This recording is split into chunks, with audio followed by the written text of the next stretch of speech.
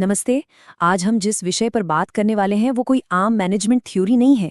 एक अनुभवी corporate leader के तौर पर मैंने अनगिनत बोर्ड रूम बैटल्स देखे हैं और आज हम सीधे गीता उपदेश से ली गई एक ऐसी मास्टर क्लास का विश्लेषण करेंगे जो एक बहुत ही इंटेंस डायलॉग है।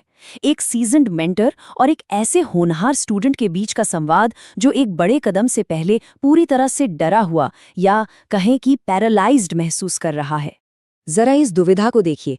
बिना परिणाम की परवाह किए कोई काम कैसे कर सकता है? ये सिर्फ उस शिष्य का सवाल नहीं है।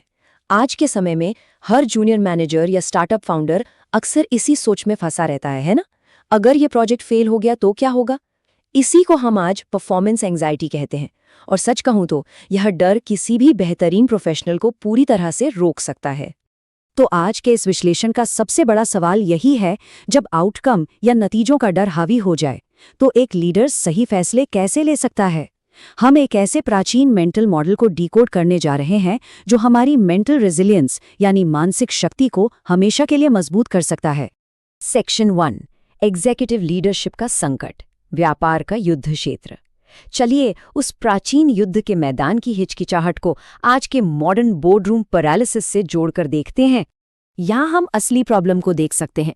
एक तरफ है रिएक्टिव मैनेजमेंट, मतलब जहां फैसले सिर्फ इस डर से लिए जा रहे हैं कि कहीं कंपनी का नुकसान ना हो जाए या फिर तुरंत प्रमोशन पाने के लालच में। इसके ठीक उलट है उद्देश्य संचालित लीडरशिप यानी पर्पस ड्रिवन लीडरशिप। प्राचीन ग्रंथ हमें साफ तौर पर बताते हैं कि सच्ची क्लैरिटी तभी आती है जब हम इन आउटकम बेस्ड इमोशन से बाहर निकलकर सिर्फ और सिर्फ अपनी ड्यूटी या कर्तव्य पर फोकस करते हैं। यहाँ मेंटर बहुत ही सटीकता से स्टूडेंट की इस हिचकिचाहट का डायग्नोसिस करते हैं। वो समझाते हैं कि जब इंसान के अंदर धीर मति यानी एक दृढ़ संकल्प नहीं होता तो ध्यान बहुत जल्दी भटकता है। सोचिए, जब एक लीडर को अपने कोर काम पर ही भरोसा ना हो तो दिमाग तो प्रॉफिट और लॉस के बीच ही झूलता रहेगा ना।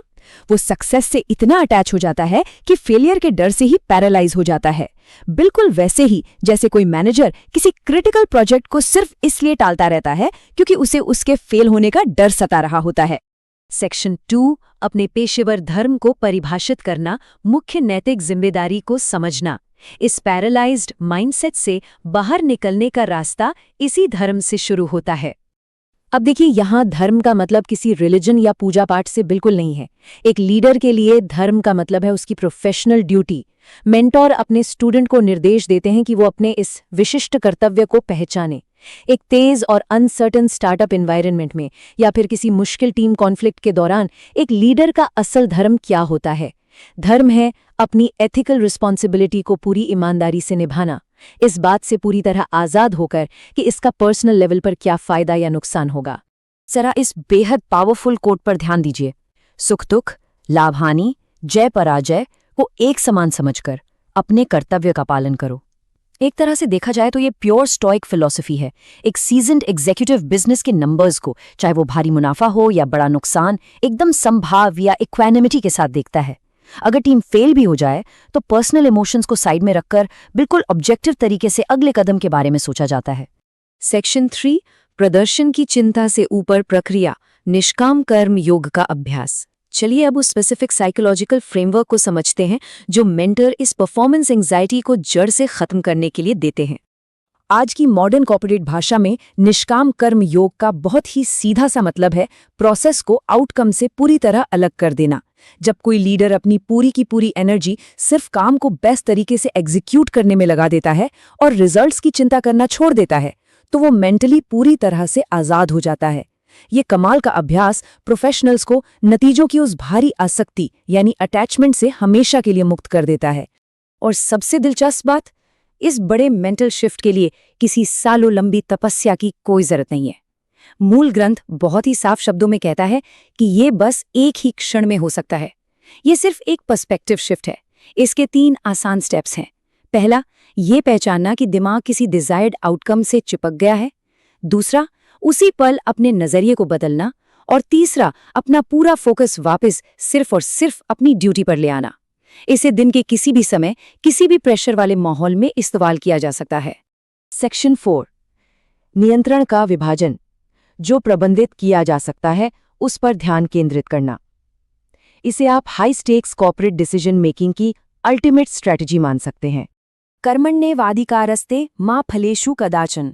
ये शायद इस पूरे संवाद का सबसे मशहूर और पावरफुल श्लोक है, और आज के मॉडर्न प्रोजेक्ट एग्जीक्यूशन में इसकी रेलेवेंस एकदम अचूक है। ये श्लोक साफ करता है कि एक लीडर के रूप में कंट्रोल सिर्फ आपके एक्शन, आपकी प्लानिंग और आपके एफर्ट्स पर होता है। भविष्य में मिलने वाले फल पर या आउटकम पर किसी का कोई जोर नहीं चलता। इस बात को एक थंब रूल की तरह हमेशा याद रखा जाना चाहिए। जब भी कोई स्टार्टअप फाउंडर या जूनियर मैनेजर किसी क्रेजी डेडलाइन या भयंकर स्ट्रेस में फंसा हो, तो बस ये याद दिलाना चाहिए कि लीडर्स सिर्फ प्रोसेस और एफर्ट को कंट्रोल कर सकते हैं, अंतिम परिणाम तो बाजार ही तय करेगा। सच कहूं तो यही वो एक्सेप्टेंस है जहां से असली फोकस की शुरुआत होती है। इसे एक बहुत ही कमाल की कहानी से समझते हैं। मेंटर एक अमीर आदमी का उदाहरण देते हैं। एक अमीर आदमी सोने की थाली के सामने बैठा है, खुश है, खाना खाने का पक्का इरादा कर चुका है। वो पहला निवाला उठाता है, लेकिन स्वाद चखने से ठीक पहले वो निवाला उसके हाथ से छीन लिया जाता है। यहाँ तैयारी और नियत दोनों उसके कंट्रोल में थी, लेकिन फाइनल रिजल्ट वो कभी भी छीना जा सकता है। कॉर्पोरेट दुनिया में भी ऐसा ही होता है। टीम बेस्ट प्रोडक्ट बना सकती है, पर लास्ट मोमेंट पर मार्केट पूरी तरह बदल सकता है। सेक्शन 5, लीडरशिप में संभाव में महारत, आसक्ति के बिना कार्य। चलिए देखते हैं कि रोजमर्रा के भारी तनाव के बीच भी फ्लो स्टेट को कैसे मेंटेन किया जाए। अब यहाँ एक बहुत बड़ी गलतफहमी हो सकती है। मेंटर्स साफ तौर पर चेतावनी देते हैं कि परिणामों से डिटैच होने का मतलब ये बिल्कुल नहीं है कि इंसान इनएक्टिव हो जाए या अपनी जिम्मेदारी से ही भाग जाए। ये सब कुछ भाग्य पर छोड़ देने के बारे में नहीं है, बल्कि ये है डिटैच्ड एग्जीक्यूशन, यानी अनासक्त निष्पादन। मतलब रिजल्ट चाहे जो भी हो, अपना 100% प्रयास पूरी एनर्जी के साथ करना।